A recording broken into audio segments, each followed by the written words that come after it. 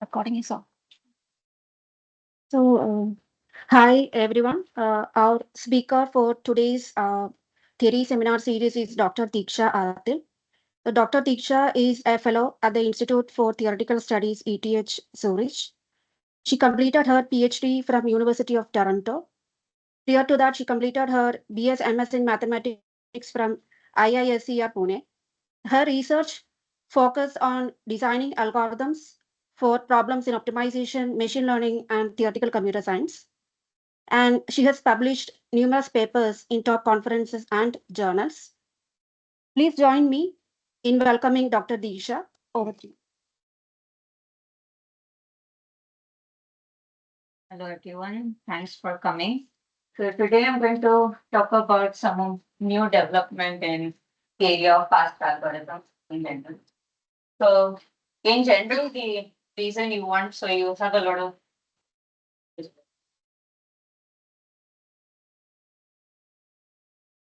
it's not working. Ah, okay, yeah. So I mean, as we all know, there's a lot of data sets today, which also change with time. Some of these change with time. So we really look for algorithms which are really fast. Ideally, you want something that can run in linear to the size of the data. You want to be able to have algorithms that can also handle small changes to these very efficiently. And of course, you ideally want to prove that it always returns the right answer and it works well in practice.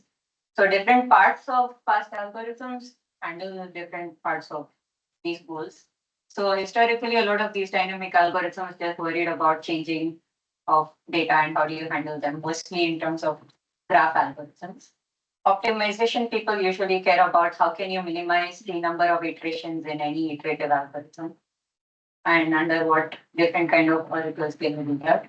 And sketching people usually worry about how can you succinctly represent any large amount of data by while preserving certain properties. So you can use a smaller set instead for certain tasks. And more recently, which was it's a nice talk by Aaron Sidford last year to give a nice overview of how these have been used together. So more recently, there have been the most recent developments have used all of these together to give you actual fast algorithms for good problems. So some examples are the linear time max flow algorithm from 2022, which is highly based on using dynamic data structures within optimization framework and some sparsification routines, which nicely succinctly represent graphs. And then there have been some fast algorithms for linear programs, which again use all of these things together. And these are the current fastest algorithms that we know, both deterministic and randomized. And then there have also been some fast regression algorithms, which kind of use some of these data structures and these optimization frameworks together. And this is what we will look at in more detail today. So we'll mostly look at fast algorithms for some regression problems. And we'll see how these combine optimization frameworks with data structures to give the buzz. Um, okay, so let's begin with what we set our framework for regression. So let's say you have some data set with endpoints and each data point depends on some d different parameters. So the goal is, so if you have these points, some b and a's, and they have some label, the goal usually is that given these, you want to figure out which kind of curve nicely interpolates through these data points. And classically, people use the simplest form is linear regression, where you just assume, okay, the data just follows some linear behavior, which means all the points kind of have a linear dependence on the parameters. And to do this, you basically try to look at so you look at the labels. You want to find how how the parameters are linear extrapolations, and then you just try to minimize some sort of error. The most classic form is just minimizing the L2 norm of this error. And based on this, you just get some interpolation of how this data is linear, how this linearly. And I mean, this is the standard regression, and this is known very well, how people know how to solve this very easily. But you can also look at other functions, which could give you different applications. So instead of minimizing, let's say, the L2 norm, suppose you want to minimize, you can think about minimizing something that looks like this. And this is basically a softmax function for those of you familiar. And this has been used for many applications like matrix scaling problems and other kind of things. And it's so this is one objective that's widely used. Then there's logist, then you have this function which kind of gives you just the logistic regression function. And this one is used for many classification tasks in general. And then you can also think about, so instead of minimizing the L2 norm, you can think about minimizing the LP norm. And oh, sorry, this should just be Y. So this you can think of P greater than 2, and it can give you one motivation why people might want to look at something that's not 2 but some other norm. So there have been some, so there's paper which runs some experiments. And the problem is, so you have a graph where you want to label vertices. And you know the labels of, let's say, 5 vertices, you have 10,000 vertices. So based on these 5 labels, you want to interpolate and figure out what are the labels of the remaining. So in these cases, if you just look at standard linear regression, it gives you something. You can think of this surface as the labels for the or as the answers to the labels to what you get. And these spikes are the labeled points. So if you look at some small values of these, you kind of get something that just, spikes at the actual points and everything else is almost like it's zero. But as you use higher values, you can get some smoother interpolation between these points. So in some of these graph-based semi-supervised learning, it's actually important to not just use these. Okay. So these are just some functions people usually study. But today we'll focus on the infinity norm regression, just because the algorithms for this are easier to present. But I can say that a lot of these algorithms probably apply to all 3 functions that we mentioned. So we'll focus on the infinity norm minimization problem. So this one is basically you want to think of linearly fitting the data while minimizing the infinity norm of the error. And as an application, so this is also equivalent to linear programming. There's a reduction which can show you can get linear programming from this. This also captures the maximum flow problem, but now that we know linear time algorithms for it, it's almost not so useful for solving max flow. So in this you can, so let's look at this problem. A is something like a tall thin matrix. So the system Ax equals B basically would have no solution for this thing. So we'll look at this problem and let's see what we know about this and what can we do with this. Okay, so we can think of solving this problem in 2 regimes. So you can think of finding a high accuracy solution or a low. So in terms of a high accuracy solution, what you ask for is if you want to solve it to an epsilon approximation, you want some x that is close to 1 plus epsilon close an objective value. And you want to find an algorithm with a runtime that's polynomial in n, which is the larger dimension of this matrix A. And you want the dependence on epsilon to be log 1. So if you have this, you can basically think that, okay, you can think of epsilon to be 1 by poly n, and then you can still find something that's very close without spending too much extra time. So ideally, we want algorithms like this, but if you can't find algorithms like this, you can also think about some low accuracy solutions, which is an easier case where you only care about a 1 by epsilon. So here you can think of epsilon to be 1 by poly log so that you don't lose too much. Okay, so in these 2 regimes, so this one is an obviously easier case than the high accuracy one. So let's see what we know about algorithms in these cases. So before that, let's see. So a general framework for iterative methods in these infinity regression. So what we will, before we look into these specific algorithms, we will kind of think about these frameworks where you have some iterations, look at iterative algorithms, and each iteration solves some weighted linear system. So weighted linear system is also equivalent to just solving linear regression. It's kind of basic. So most algorithms that are used to solve infinity regression are based on these solving weighted linear systems. Okay, so for all of these algorithms, yeah, you can basically think that the total runtime, it either depends on the number of iterations or the time you need per iteration. So if you want to make these algorithms faster, you kind of need to worry about both the number of iterations and the time per. So the optimization people would worry about this, and most of the dynamic data structures kind of try to optimize this part of it. So right. So if you decrease the number of iterations, you need tools which are based on acceleration. And if you want to decrease the per iteration cost, you kind of want some fast data. And ideally you want them to work together. And let's see how are these being used. So for high accuracy solutions, where you have this log 1/epsilon dependence. So historically there were many else. There was a simplex algorithm but it had an exponential running time, even though but it's still being used in practice in many cases. So this was a long time ago. Then later on there was an ellipsoid algorithm, which was the first polynomial time algorithm. And this had a large polynomial factor, but it wasn't even as good in practice. So this was in the 80s, and after that there was an algorithm by Karmarkar, which inspired the entire framework of interior point methods. And there have been many, many works on interior point methods since the 80s, and this is also used quite a bit in practice. So a lot of these MATLAB convex optimization based solvers are based on interior point methods for it.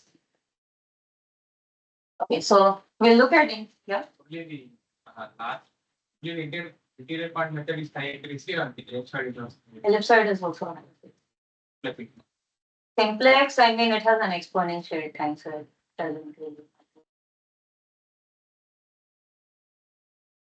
In general, for LP equation, there is something core sets being used, like it does look at some paper on to sample some of the role of A and then based on that. So are they follow this framework or they have something different?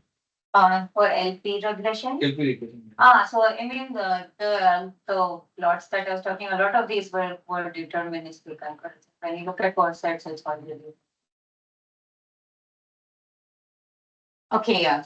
So if you look at interior point methods, so we know that you can use these methods to solve infinity regression or linear programs in some root n log 1/epsilon iterations.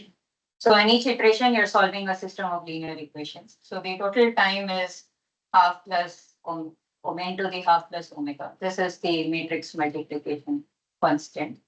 So you get something like n to the 2.87. And improving this iteration complexity is a major open problem, and we don't even know if you can improve this for special cases of matrices. So this part is kind of tricky. But there have been many works on improving the per iteration. So you don't want to solve a linear system in every iteration. So maybe you can do, like, suppose you can just do something so that you don't have to solve a linear system in every. So there have been works that do that. And most of these works are based on inverse maintenance data structure, which I will explain a little later. What do we mean by inverse maintenance? But they're based on these data structures, and the state-of-the-art data structures can give a runtime of n to the 2.166. So it's something that's much faster than n to the half plus omega. So these are the deterministic algorithms that we know. And in the randomized setting, you can do a little better. So you can go to n to the omega plus n to 2.0. So for interior point methods, at least you can get something much better using better data structures. And these are all, yeah.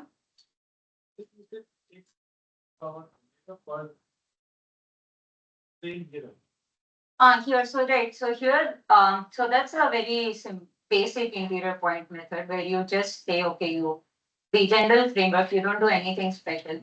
You just solve n to the root and linear systems. these data structures along with that are using some more careful analysis in the sense that which I'll explain how they work, but they don't solve a linear system in every iteration. The number of iterations is still The number of iteration is still root n, even for these methods. Yeah, I will get to that in a little bit. When I talk about inverse maintenance, we will see how this actually improves to something much better. like some pre-processing happens. So it's not really pre-processing. It's more like you collect updates and just don't update in every iteration. So yeah, so these are based on these are the high accuracy solvers, the fastest we know so far. So when you talk about low accuracy, you can use gradient descent or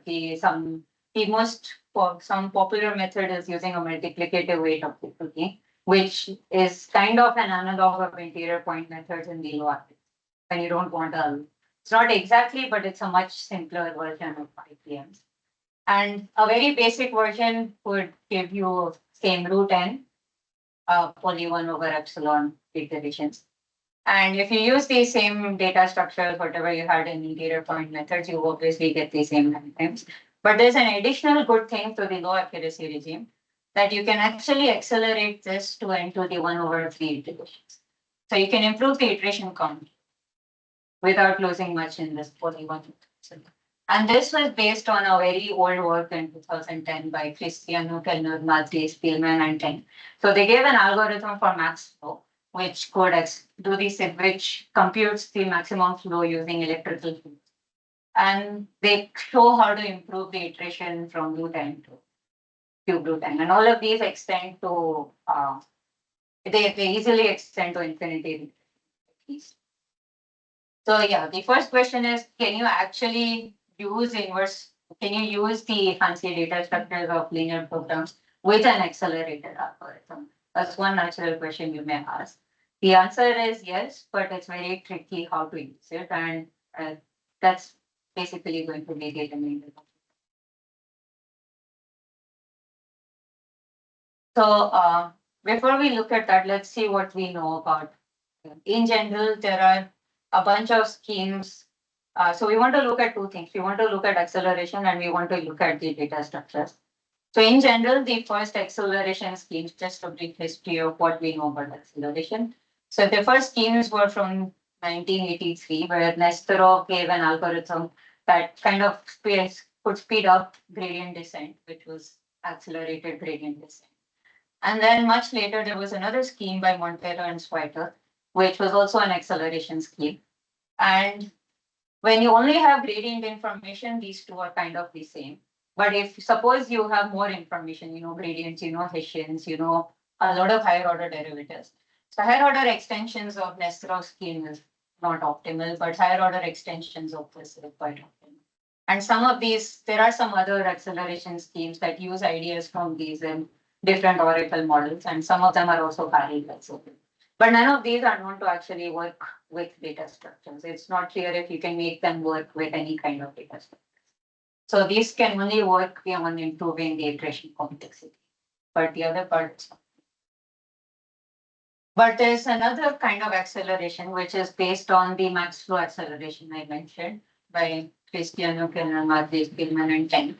So which they did for infinity regression. And this you can actually extend it to p-norm regression for any p greater than 2. And you can also extend it to a much broader class of functions. And these are kind of compatible with some data structures. So there's been some work which uses a very naive data structure with this to give some improvements, but not as much as what we have for interior point.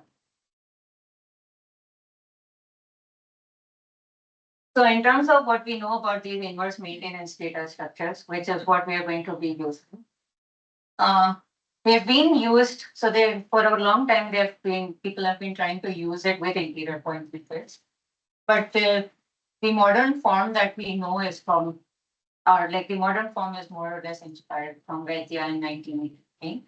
And the state of the art which we would be using and looking into is by Jan van der Brand, Nanongai, and Tachapol from 2019. And we'll see how these inverse maintenance work. Right? First, I'll define what we mean. Okay, So let's look at these data structures first and then see how we can incorporate it in some optimization. So this is the general scheme of algorithms we're looking at. So you have some iterations.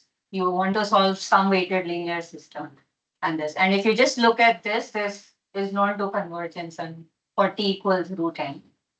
And so let's look at some weighted linear system that you're solving. So you have some weights r, and this is the system you want to solve.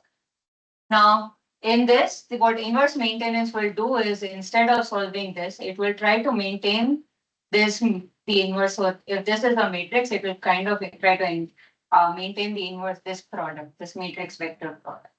So you can think of it as you start with some matrix M, you have a vector V, and then in each iteration, you're getting some change to the matrix M and some change to the vector. And you kind of want to, your goal is to for every T, you want to return M inverse V or some approximation to M inverse V. So this kind of, so this fits this framework. You can think of this as M and think of this as V. So here V is, so every time you're changing R, and then you want to see how this M inverse V, this product changes over time. And that's the main goal of what you want to do with inverse maintenance. And for simplicity, let's even assume that V doesn't change. So you're only changing M. And all the data structures actually can be extended to work with even V change. Yeah? We get to control how we change M or No, you don't get to control how it can change in any way. So the data structure has to be robust enough. Okay. So if this is the basic problem we want to solve now as a data structure. So here's the simple data structure, the deterministic one that was by Manonka and Sarananda. So there's a data structure that can support the following to maintain the inverse of the matrix M. So you can do a reset operation, which kind of updates M inverse to M plus delta inverse for some delta, which only has a few non-zero entries. And this requires time that is the same as multiplying an n by n matrix with an n by k. So basically this had n non-zero entries, it would just be the same as multiplying two n by n matrices. So it would still need n to the omega. But let's say you could only have fewer non-zero entries, so you can do it much faster than n to the. So this is one update that's possible. The other is a query. So once you have done this, you want to output this. This is what we finally want to maintain. So the change matrix inverse n. And this can be done in some runtime that's given. So this is the data structure. It tells you how can you update when you don't have a complete vector, when you have a sparser vector. And it tells you how can you query something fast. Okay, so the question is how can you use this data structure? So this was our problem. The first thing we need to say is that, okay, if you even want to gain anything from that data structure, that means in every iteration, you shouldn't have an update to R that has size n. You should have something, you should be able to do something or split the update to R in a certain way so that you're not updating it, and you're not updating all coordinates of the weights. So the first thing is you want a scheme of lazy updates. Okay, you can update, but you don't want to update it.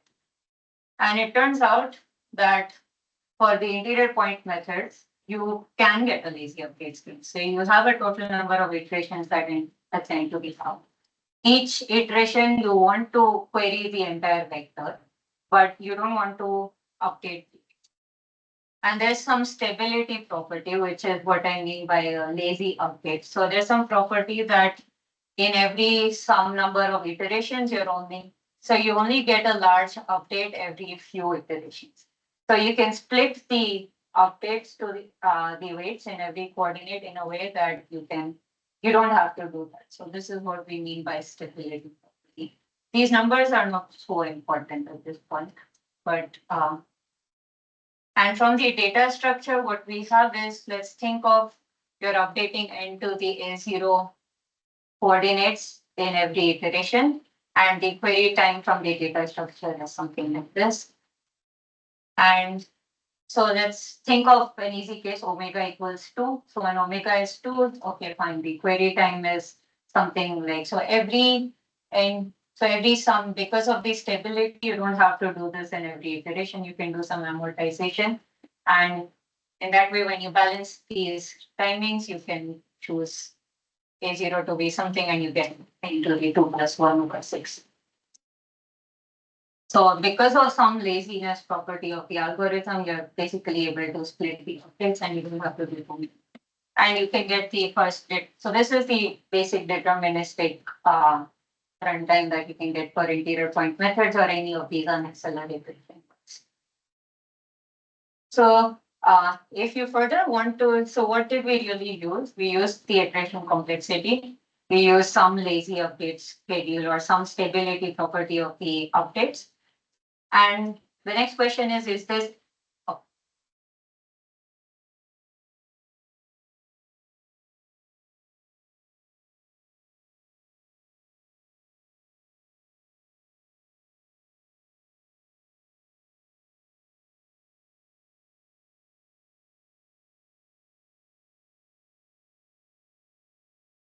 correct. So these are the few things that we use. And you may ask if this is enough to actually just, I mean, the calculation shows you can get the right runtime, but is it enough for the algorithm? And there's one thing that we're kind of missing.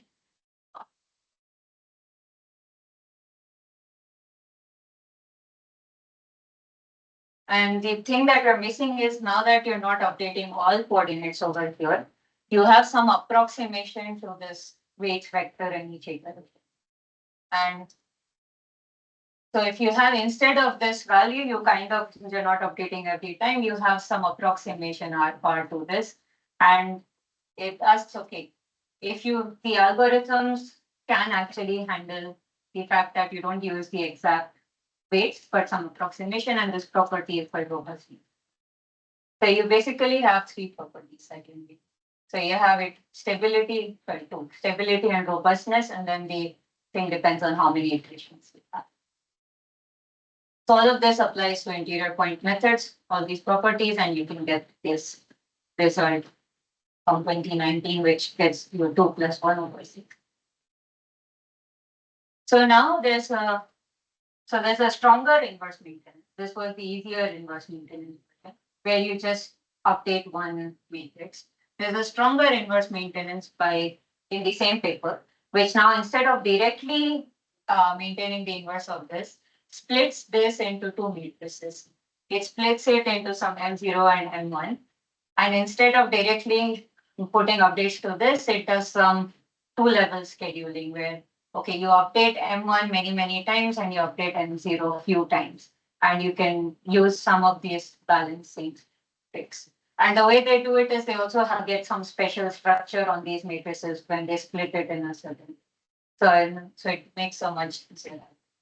So you update M1 frequently with some small changes, and then you collect some more changes, and then you update M0 a lot slower.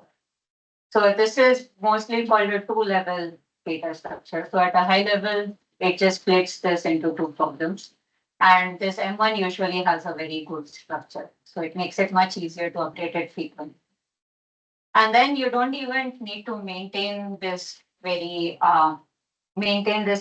You can just maintain this implicitly. In the sense that you don't need to output anything. You just do this completely.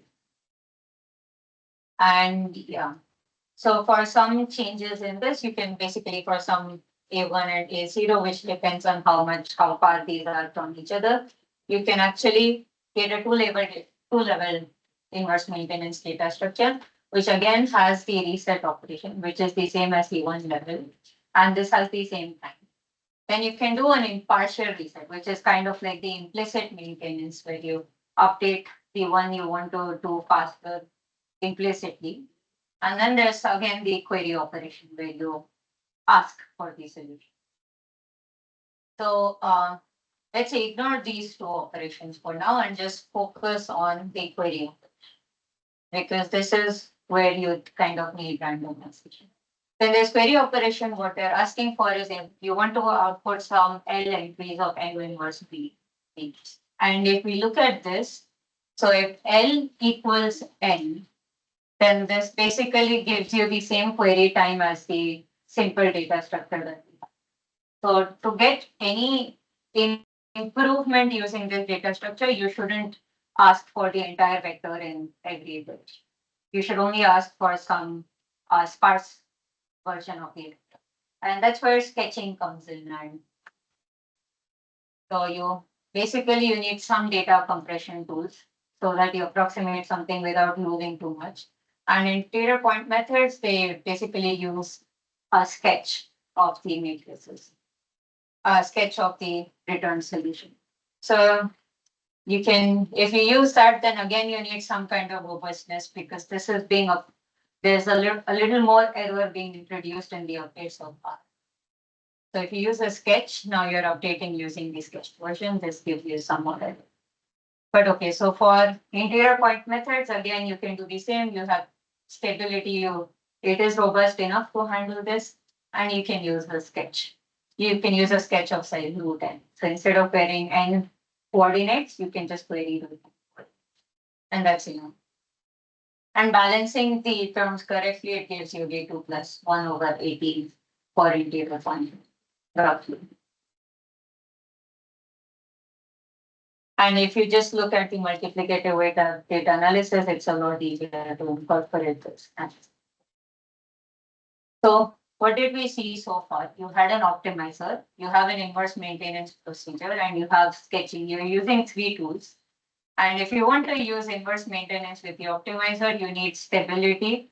You also need some kind of robustness. And if you want to use sketching, that means you need a little more robustness in the algorithm. So with these tools, you can get the 2 plus 1 over 18. Is this the high accuracy one or low accuracy? This is all high accuracy. The low accuracy is just a cleaner, simpler analysis.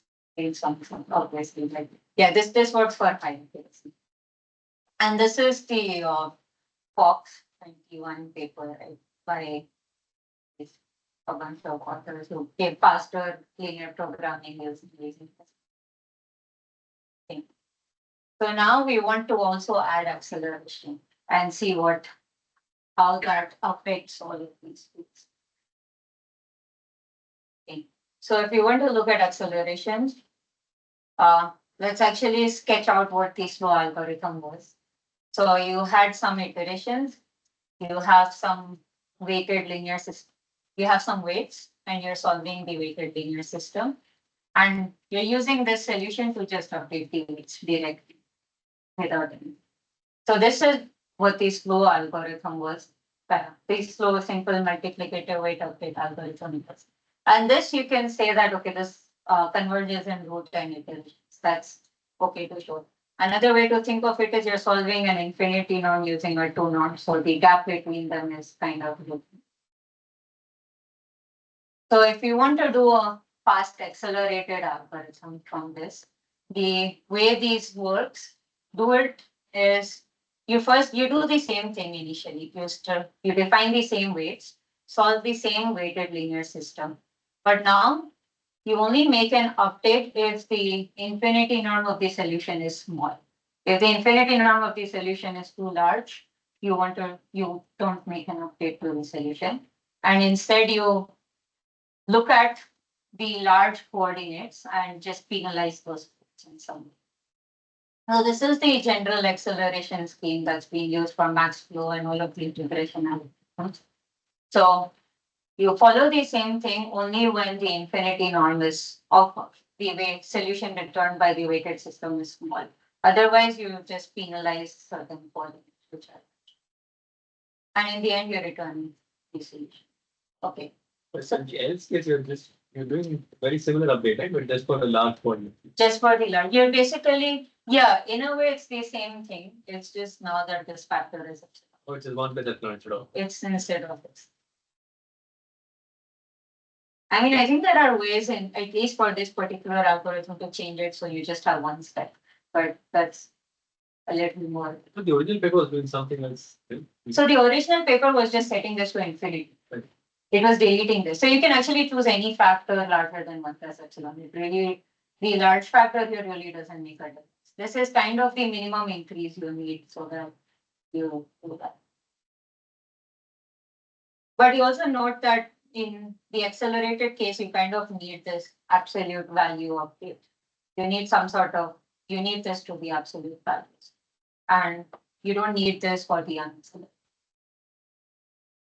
So yeah, and this you can call these as primal. So you can think of these as two kinds of steps. So you have some primal steps, which is the same as the unaccelerated case, and then you have some weights elements. And all of these you can show that they converge in n. You only need n to be 1/3 of each kind of step, and you can converge. So I won't go into the analysis, but this is the standard framework that is this. And there are some alternate frameworks that give you the same kind of analysis, same kind of algorithms, which are based on Montero's wider acceleration, but they don't work with inverse maintenance. Okay. So even in this, it's easy to see that this particular algorithm, the one that I mentioned, is actually robust. And both primal and width reduction steps are stable. In fact, you can also prove a much stronger version of this stability, right? And by a stronger version, I mean this algorithm can be a little more lazy than what the previous one was. So you only need to update fewer coordinates than the previous case. What does stability mean? So stability is more like the updates are small in some sense. The updates are not changing too many coordinates. Right? Yeah. It's some zero non-bound number. Yeah, it's some zero non-bound. So in a way, like you only need to update all coordinates polylog number. Otherwise, you can do it. So you can show a much stronger notion of stability for these, which is stronger than the interior point method. And so that the corresponding, so this one kind of performs an update of size 2 to the 3L n to the minus 1 so in every 2 to the L, where L can be anything between 0 and log n.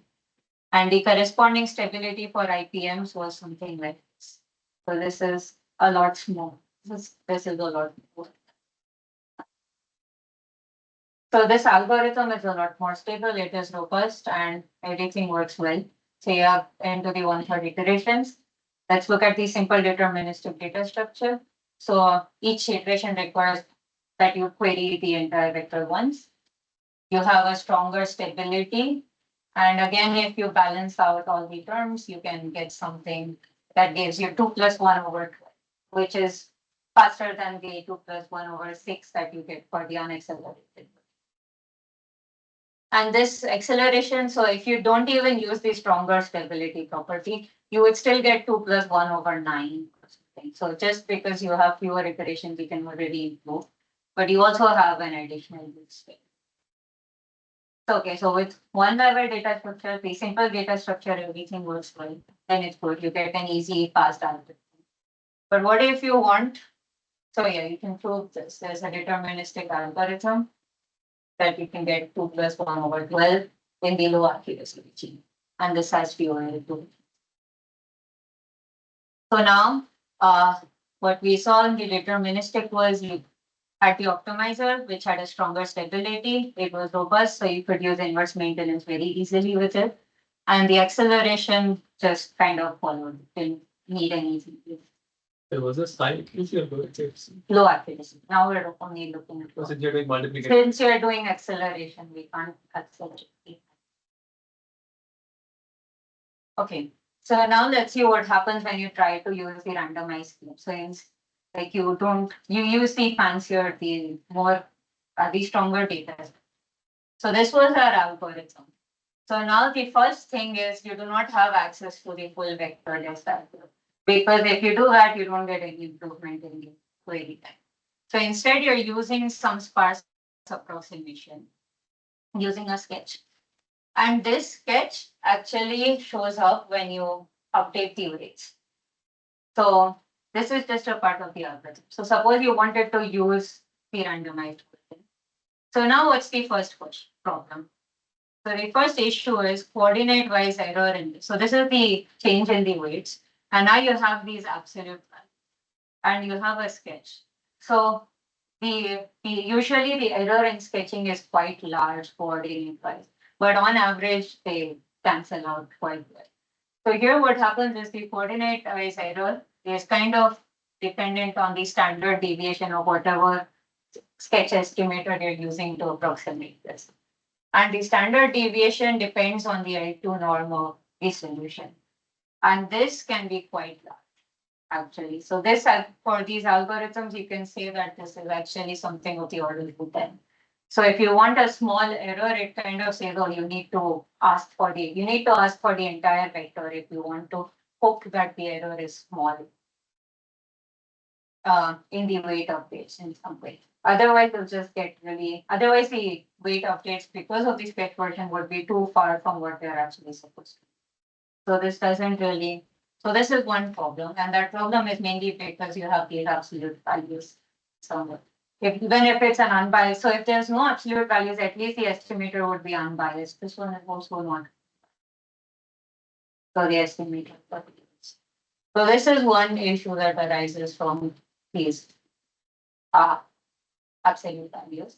So what's a solution? A solution would be, can you do an accelerated scheme where you don't have these absolute values? And the one answer is yes, you can extend the max flow algorithm of MER3 to regression. And this kind of solves the issue to make these without absolute values. So the estimator for the weights is clearly unbiased. And then you can say something about cancellation rankings.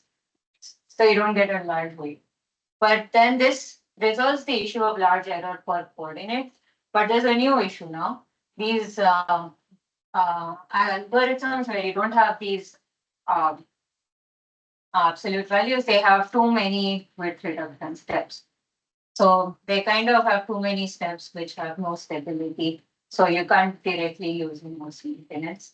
And then you want to, so then there's, if you want to actually make these stable and not have too many width steps, then you kind of need to do a trade-off with the iteration complexity. And it's instead of n to the 1/2, you can do n to the 1/2.5 iteration time.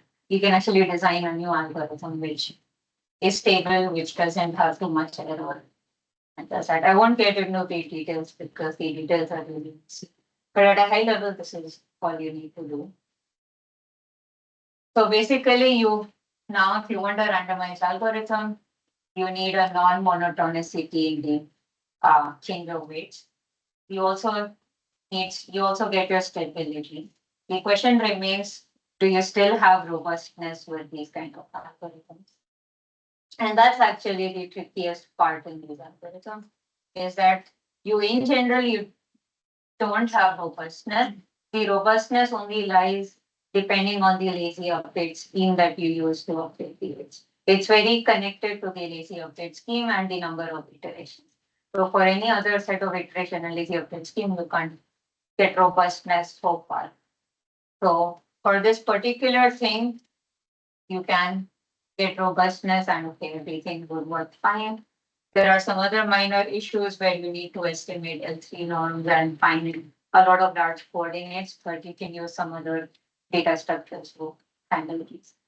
So there are a bunch of pieces, and if you put all of these pieces together, you can get an algorithm that runs in and 22 plus 1/22.5 in the low accuracy regime. So this is faster than 1/18. But even to get a small improvement without worrying about high accuracy, you need what I want to say is you still need a lot of tools to work in a very connected way. Otherwise, yeah, it doesn't really work. So yeah, this algorithm also has a faster rate of learning. So this is what we can do. So far we saw some inverse maintenance data structures as a summary. We saw a rough sketch of how you can accelerate and how you can obtain some fast algorithms for the RPC. Some deterministic points which are easy.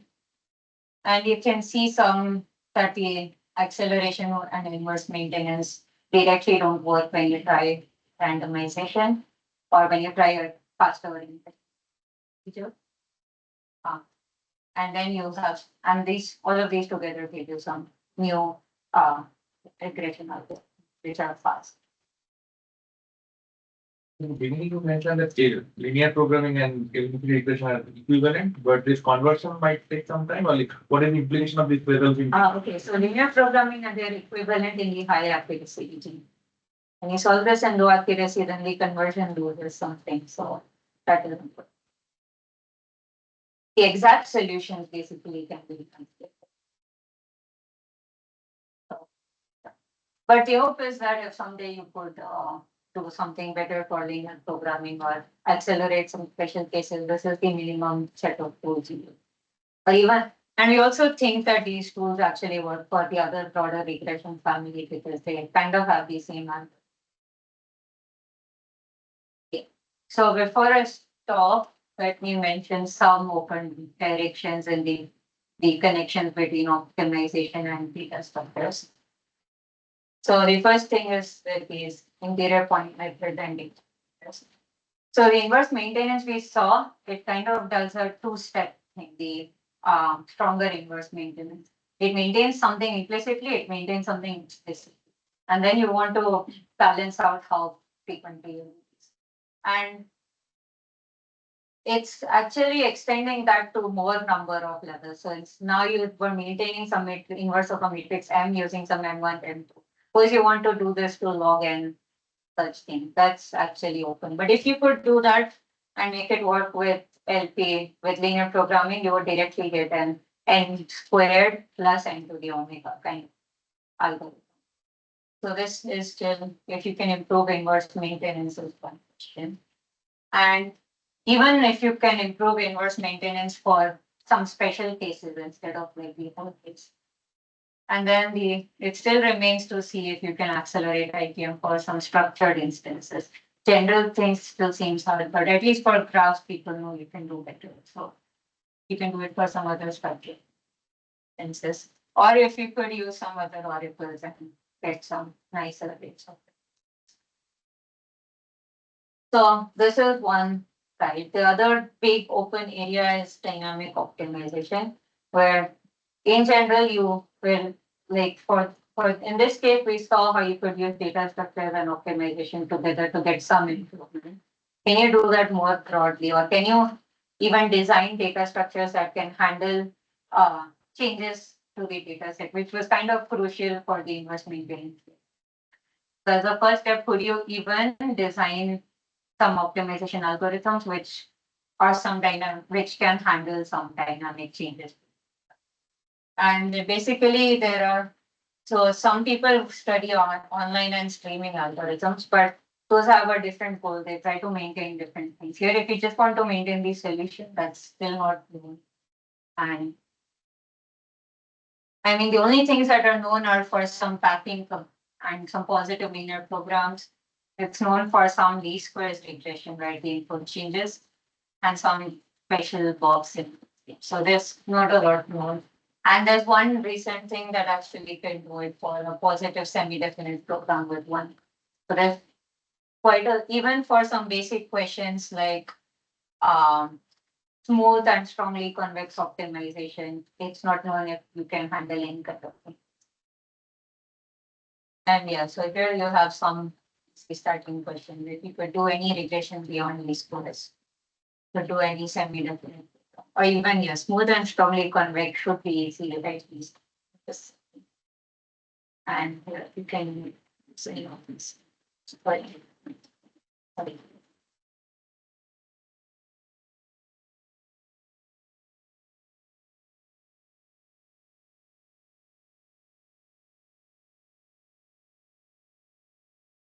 How many questions?